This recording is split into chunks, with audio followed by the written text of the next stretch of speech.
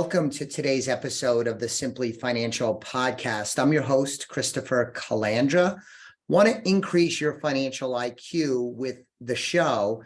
Today is our annual episode where I get to talk about some of the books that I've read this year. I usually bring on a guest and talk to them about some of the things that they read. This is sort of scratching one of my itches. I'm an avid reader, as most of my regular listeners will know. My guest today is my good friend, Eric Lopkin, and I wanted to have him on because we're going to talk about his ambitious goal of reading books this year. So that's kind of where we'll start. Eric, I appreciate you taking a few minutes to talk some books with me today. Glad to be here. So you had a goal. I was a guest on your show doing the Wallet Watch segment, and you mentioned earlier in the year that you had a goal of reading 100 books in 2022. I said that I was an avid reader, but I don't get to 100 books in a year. So how did you do working towards that goal? Did you get there? Well, let's clarify a little bit. I'm actually listening to 100 audiobooks. Okay. Which, to be fair, is actually easier than reading 100 books. Yes. You know, I'm glad you brought that up, because one of the, I mentioned I do this annually, and at least once, if not twice, in the previous episodes talking about books, I've delved into the question of, if you consume a book by reading it, physically reading the book, do you have to distinguish between that or reading on a Kindle or a laptop? I don't think so. But do you have to distinguish that from consuming it by listening to it? I don't. I just say, oh, I read that book. And I read some books, and I also listen to a lot of books, but I just categorize them all together as I read them. I usually don't distinguish them. But I guess if you listen to 100 books, that's kind of noteworthy. Yeah, usually I just refer to it as reading books, Yeah. even though they are audio. The big difference, there's no difference if you're reading it on a printed page or on a screen or anything like that. But the difference with an audiobook is the way people learn. Some people need to see the words to really absorb them. Some people absorb the information better when they hear it. So it's a difference in style, but you're still getting the knowledge and information, which is the important part. Yeah, I agree 100%. And I find that there are some types of books, styles of books, genres that it's not good for me to listen to it, because I will have trouble tracking and kind of internalizing what's being discussed. Whereas like history books, I love to listen to history books where you hear the story unfolding, especially if it's a good book. And I'll share some of the good history books I've read this year. Before we get into some of the books you've read, where do you generally get your reading list from? I usually read somewhere between 18 and 30 books a year, which compared to you is pretty unimpressive. Compared to a lot of people, that's a lot. But sometimes it's a little bit of a struggle to find good books or ideas. How did you, with this 100 books you read this year, where do you get your reading list from? Honestly, a lot of the list comes from Audible. Okay. Because they're a division of Amazon, and like Amazon, when you go on Amazon and you get something, they'll go, oh, if you like that, you might also be interested in this. Well, Audible does that as well. Yes. So every time I get a book, they're suggesting more books, which makes it easier. I also do a lot of networking, talk to people, and everybody has a suggestion. Oh, if you haven't read this one yet, you should try this. Yes. And by the way, I never got around to answering your question whether I got to the 100 books. Not yet. With 4.5 weeks left in the year, I am starting book 96 tonight. So All right. So things are looking good for achieving the goal. Yes. So let's talk about some of the books. I'm curious about some of the favorite books you read. And my understanding in talking to you separate from this recording, that you've read some new books, many new books, but you've also gone back and reread favorites. So let's just stick in the new for a moment. What are some of the best new books for you, new books that you read this year? Well, certainly one of the best that I read was actually one of the first also, which was Extreme Ownership by Jocko Willink. This was an amazing book, not just because of the topic, because it's all about accepting ownership for your actions. And more importantly, accepting ownership for the results, whether or not they're the results you wanted.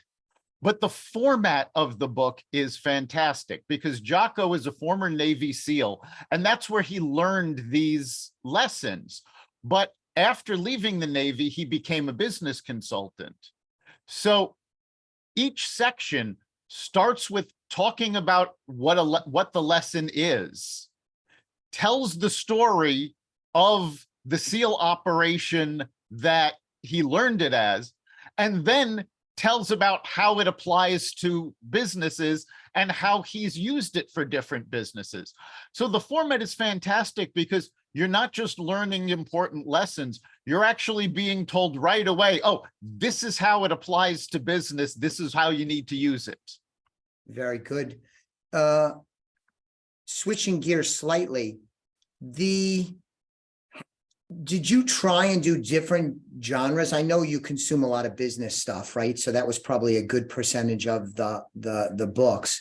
But did you purposely try and work in other genres like history or mysteries, fiction, nonfiction, that kind of thing? How did you approach that? Yeah, I did it. I did include fiction. I did a couple of classic fictions, some that, you know, I've always wanted to read, like The Adventures of Robinson Crusoe. I reread some classics that I loved when I read them the first time, like The Great Gatsby. I also read more contemporary novels. I think I did 12 books from the Harry Bosch series of mysteries by Michael Connelly. Those won't finish. There's a lot of books in that series. I won't finish that series this year, but I will continue it into the new year. So yeah, I included a lot of fiction as well, because I found it's good, especially when you're dealing with 100 books.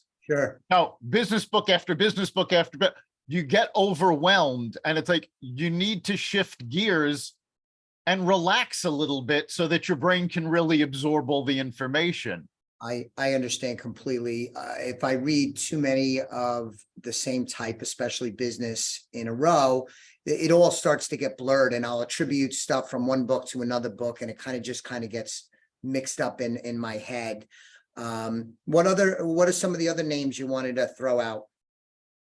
Another great book I read was Atomic Habits. This is all about creating new habits and eliminating bad ones. That's a book that's been around for a while, right, Eric? I think it's been around 2 or 3 years. Okay. Last time I checked a couple of weeks ago, it was still on the bestseller list. Okay. I'll have to check that out. I haven't read that yet. Yeah, that was a very good. And I also, you know, something that I found interesting is I went back and listened to some classic business books like Napoleon Hill's books. And it's amazing how his books written, you know, over 80 years ago stand the test of time, where some more recent books that have only been out a few years are already outdated. Yeah, no, that's fair. And also, if you're a consumer of, you know, the motivational self-improvement kind of style, you go back and read those earlier works, you realize so much of the newer works are very much built on their shoulders, and in some cases are really just a repurposing of the message. Yes. There's not a lot new. Yes. In fact, you know, one of the books that I reread was The Science of Getting Rich by Wallace Wattles. And for those listeners who aren't familiar with this, this was actually the book that The Secret was based on. Okay. And most of the books that talk about law of attraction all come from that book. So it's really good to go back to the original and see how the ideas have progressed. Yes, I get you. I would say from a business standpoint, and This was a weird year for me, Eric. You know, I'm a regular reader. I rarely get away from it, pretty consistent over the years. This year, I was in a funk for a good portion of the year, and I didn't find a lot of business books that really I found appealing. I was in a bit of a rut generally. One that I read that I really enjoyed was Halftime: Moving from Success to Significance by Bob Buford. Now that I'm 52 years old, and I think we're similar age, Yep. you know, where you're beyond the point of just trying to carve out a career and just try and sort of make it. I've achieved a decent amount of success. My kids are a little older. I now have 30 years of experience in my profession as a financial planner. And the book talks a little bit about that second half of where your outlook is different, and you look at things differently based on your experience and what successes you've had, how you've been knocked around, and the like. So I thought that book was really good for me. I wouldn't have enjoyed it 10, 15 years ago, but I really got a lot of value out of that. Are you familiar with that book at all? I am familiar with it. I haven't had a chance to read it yet, but what you say makes perfect sense. Different books will click with you at different points, both in your life and what's going on. I had mentioned this to you in a previous conversation. You know, one of the books I reread was The Art of War by Sun Tzu. And I tend to reread this, you know, every 2 or 3 years. Yeah. But this year, it really resonated because as I'm listening to it, it seemed to almost directly be addressing the situation in the Ukraine, where previous times I've read it, there weren't these major conflicts. So I didn't have that, you know, contrast. And I remember thinking, it's like, wow, Vladimir Putin never read this. Yeah. That's good. I remember, again, showing my age. I already said I'm 52, but I first read that book after the movie Wall Street with Michael Douglas. Michael Douglas, yes. That's when so many of us read it for the first time. Yeah. Yeah, that actually launched that book to new fame. So what are some of the more playful books you read that were very entertaining, sort of easy to read? Atomic Habits, I don't think is really a grind. I want to talk about some of the books that you read that were a grind, meaning they were longer. But what are some of the more entertaining books you read? Can you throw out some good titles? Well, certainly, you know, I had decided when I was looking through things to try stuff that, you know, maybe other people had, you know, been reading for years and I just never thought it would be interesting. But one of the books I read was Breakfast at Tiffany's by Truman Capote. Interesting. And it was a very quick listen, but it was fascinating. And it was something that I never thought I would really be interested in, but he had me hooked immediately. I've never read that. I've never seen, there's a famous movie too, right? Yeah, it's a famous movie. And honestly, the book doesn't take much longer than the movie did. But now when you read fiction like that, right? When you read fiction like that, it is categorized as fiction, right? Yes. You do, I feel, get a lot out of it. I prefer fiction where you also get like a historical perspective and or something about the human experience. When you read these period pieces and they just talk a little bit about either the price of goods or the places they went or the mode of transportation, something about sports that might have been going on in that era, I kind of think that just adds to your understanding of the world you live in now. Do you take note of that when you read an older book like Breakfast at Tiffany's? Oh, absolutely. And I mean, it's not just with older books. I mean, I mentioned the Harry Bosch series earlier. The character of Harry Bosch is an LA police detective. And the early books in the series were all taking place around, you know, there's references to the LA riots, to Rodney King, to all of that.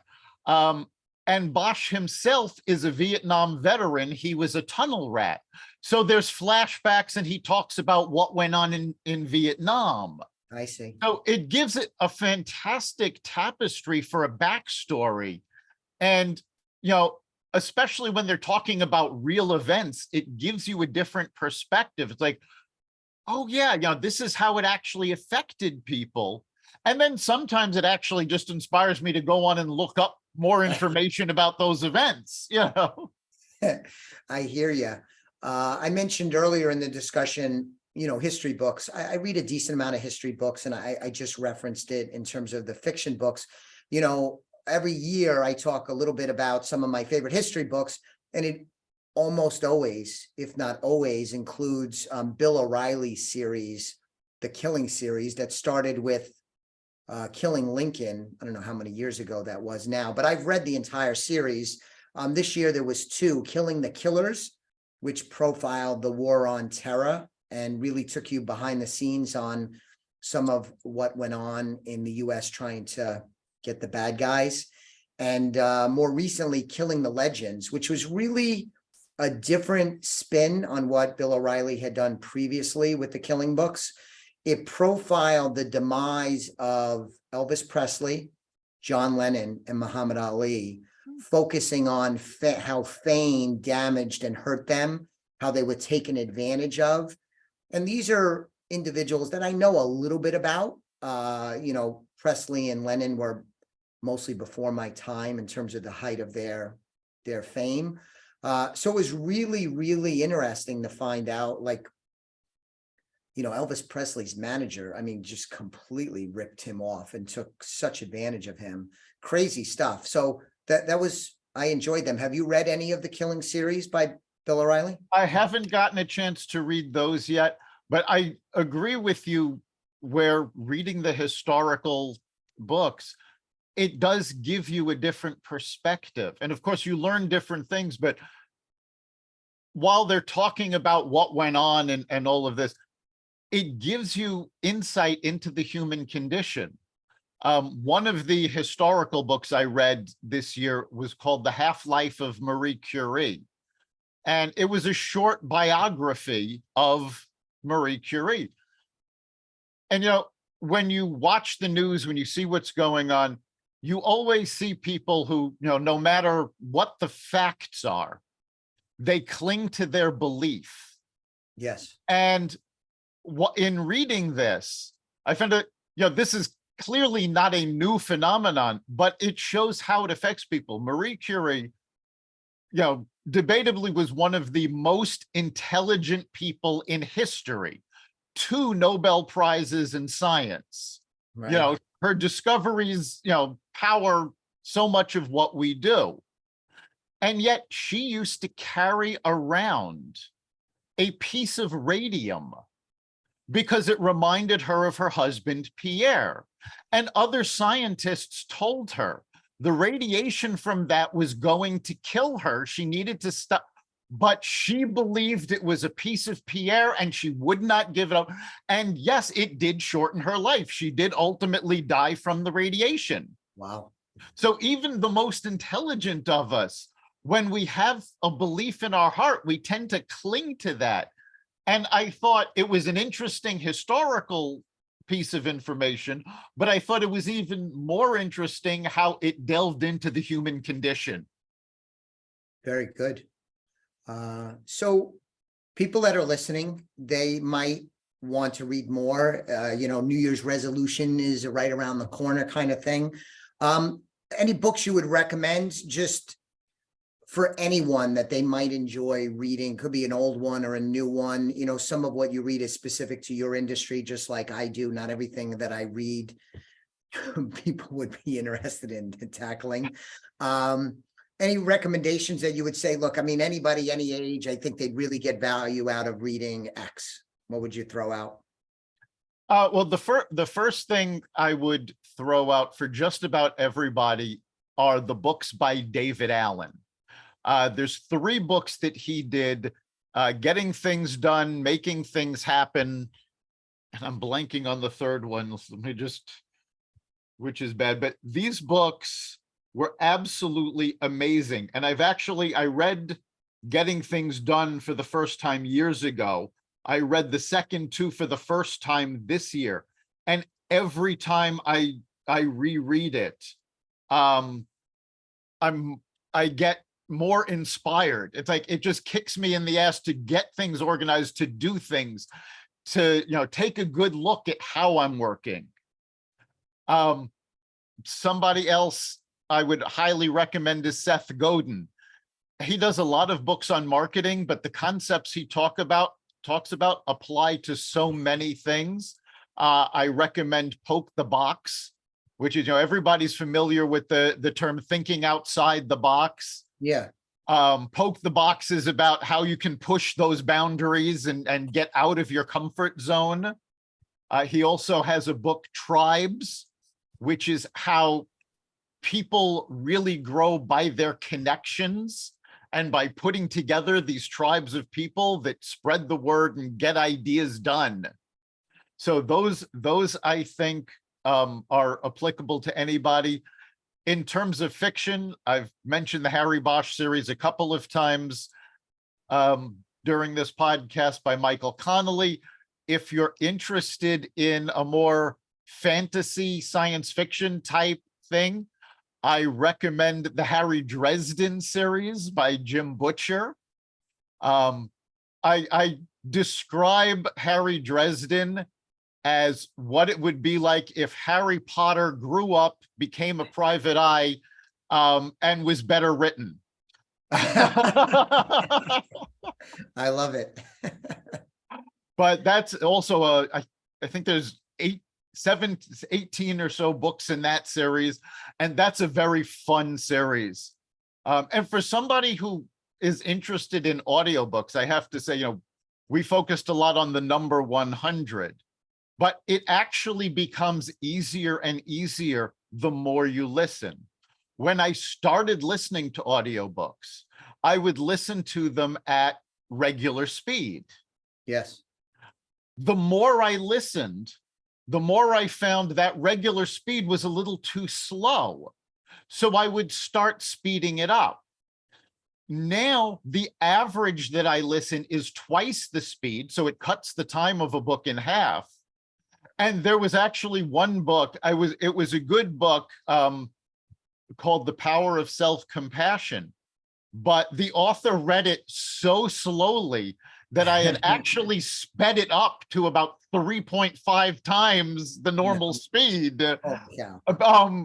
Because it was just so slow. Interesting. So you really only read 50 books then, if you went 2 times. Yeah, it took me the time of 50 books, but but it does become easier and easier. And something that I do, especially with audiobooks, and actually, if you're dealing with nonfiction and especially business books, I recommend you do this even if you're reading them in print.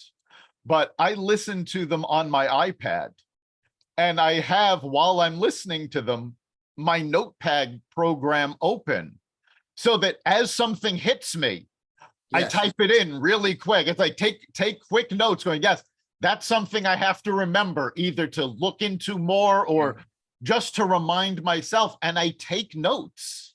That's awesome. That's awesome. I know you've shared with me some of the books are shorter, easier to read. You did tackle a few that were very lengthy. What was the longest one that you read? I don't remember exactly what the length of each one was. There were a couple of books that averaged around 12 hours that I had listened to.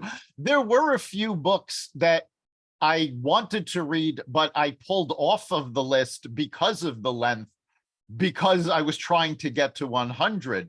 Gotcha. I wanted to read Atlas Shrugged by Ayn Rand, and I will probably tackle that next year. But it was a 62-hour book. Yeah, all right. I can see you backing off of that. And I went, this could be the best book in the world, but it's going to keep me from getting to 100. So, did you mentioned what you want to read? That was one of the questions I wanted to ask you. You've consumed so much this year. What are some of the books that you're looking forward to tackling in the next couple of months? Well, I want to get more of the Harry Bosch series read. Those just get, not only do I find them fascinating, but I actually find them very relaxing. Good. So they're a great read. As I said, I do want to do Atlas Shrugged. The Count of Monte Cristo was another book that I had intended to do this year. And that's like a 50-hour book. So I went, all right, that's not going to fit in this challenge. So for next year, I'm taking the number away. I'm just going to, keep going, but not Yes. pay attention to how many books. I understand. I'm looking forward. Actually, I just started it. It's America Adrift by Scott Galloway. And I think it's America Adrift, America in 100 charts. I'm a huge Scott Galloway fan. He has a podcast called Prof G. He's a New York University professor in their Stern School of Business, branding kind of expert. I really, really like him. He had a previous book called The Four, and it profiled the biggest four tech companies: Apple, Google or Alphabet, Amazon, and that was a great book. So I'm looking forward to reading this. I actually just started it. I'm looking forward to doing that. And I'm also looking forward, this is America Adrift is a business book, of course. On the fiction side, I'm anxious to tackle The Passenger by Cormac McCarthy. So years ago, I mean, this is going back a while. He I wrote The haven't Road. read that, but I've heard fantastic things about it. Yeah, he wrote The Road, which was very good, extraordinarily dark and grim. But it was a great read. So he hasn't put anything out in, I think, a decade, 12 years. I don't know what it is, but quite a while. But he came out with this 2-part series. The first one is The Passenger. So I'm really anxious to tackle that. So hopefully that's good. But I'm glad you heard good things about it, because I haven't heard anything about it. Yeah, and I did hear good things about it. And yeah, I'm always looking. There were a couple of books that came out in the last few years that I want to get to. I have to pick up nonfiction books. Steve Forbes this year put out a book called Inflation. And it's all about the financial pressures behind inflation, not just what we're going through right now. There's a book, Woke Inc., that looks at how companies embraced the woke culture and how it's actually been to their detriment. So I find that topic very interesting. And it's also, I'll always go back and reread things, because it's interesting to see how books stand up over time. Yes. I talked about a couple of books that stood up very well, but one book, a business book that people rave about, and by the time I read it, it was incredibly outdated. I thought it was a terrible book, is a book called Good to Great. And it analyzes different companies. Yes. And how they became great companies. But by the time I had read it, 2 of the companies had failed. Yes. So clearly they weren't great. Yes. Or fleeting greatness. No, I get it. I get it. Yeah, that's Peter, who's the author, Good to Great. I don't remember. You're not going to help me out. Yes, I'm very familiar with that book, and that is considered a standard, must read for business folks. But that's interesting that, and I don't remember, I had read it a while ago, that it maybe hasn't stood the test of time. So congratulations on tackling the 100 books. I'm going to assume that you're going to be able to get through the last 4. And yeah, I don't see any problem getting 4 more done this year. Yes, that's pretty impressive. I need to find my groove a little better. I've done better this last portion of the year than I did at the beginning, where I was in that funk or rut that I talked about. So hopefully some of these books we talked about, and I wrote down a bunch of your recommendations. So listeners, if you go to the Elliott Wealth site, now it's a financial planning investment advisory firm, but there is a page where we do the book recommendations so that I could geek out even more, not just on finance stuff, but even with books. So check that out. Actually, it's one of the most visited pages on my website, which I don't know if is good news or not, but pretty telling, Eric. So go to elliottwealth.com. You could go to the book recommendations, and you could also check out the work we do helping our clients win with money. Eric, Modern Observer Group, great organization, helps a lot of people. They want to get more information about you. I know this was not really a business discussion or promotional about your business, but they want to look you up. Where would they go? Yeah, the Modern Observer Group is a personal and professional development company. You can get more information on that at modernobserver.com. We also run the Empower Business Connection, which does workshops and networking events. And actually in January, because of my 100-book challenge, Empower is going to be launching the Empower Book Club. So in January, you can go to empowerbusinessconnection.com and actually check out reviews of some of the books I've read and ongoing reviews through the year.